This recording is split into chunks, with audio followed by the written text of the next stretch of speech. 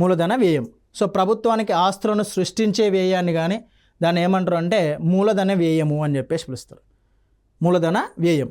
So ఇక్కడ రోడ్లు, ప్రాజెక్టులు, రుణాల చెల్లింపులు. సో మనకు national highway authority of India ఉందనుకోండి, రోడ్లు అనుకోండి సపోజ్. సో ఈ నేషనల్ హైవే అథారిటీ ఆఫ్ ఇండియాకి సో ప్రభుత్వము ఒక 400 కోట్లు ఇచ్చింది సపోజ్. ఇదేం చేస్తుంది, రోడ్లను నిర్మిస్తుంది. సో ప్రైవేట్ పరంగా కావచ్చు, పీపీపీ భాగస్వామ్యం ద్వారా ఇప్పుడు నిర్మిస్తుంది. మీకు అర్థం కావడానికి చెప్తున్నా ఇది. సో ప్రైవేట్ పబ్లిక్ పార్ట్నర్షిప్ ద్వారా నిర్మిస్తాడు.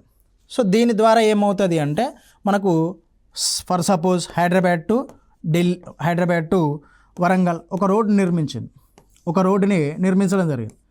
సో ఈ రోడ్డు అనేది ప్రభుత్వం యొక్క ఆస్తి. సో దీనిపైన అది ట్యాక్స్ వసూలు చేసుకోవచ్చు, దట్ మీన్ టోల్ ట్యాక్స్ వసూలు చేసుకుంటుంది. ఎందుకంటే పీపీపీ మోడల్లో నిర్మించింది కాబట్టి. మనకి టోల్ ట్యాక్స్ అని వసూలు చేసేది కూడా ప్రైవేట్ ఏజెన్సీ వాళ్ళే.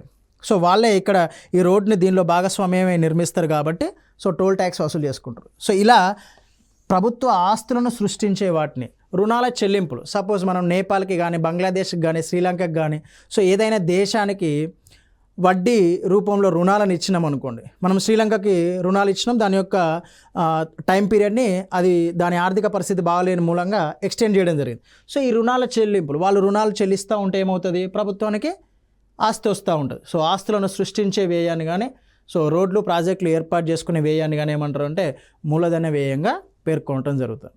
సో ఇది ప్రస్తుతానికి మనకు బడ్జెట్లోని కొన్ని ముఖ్య అంశాలు.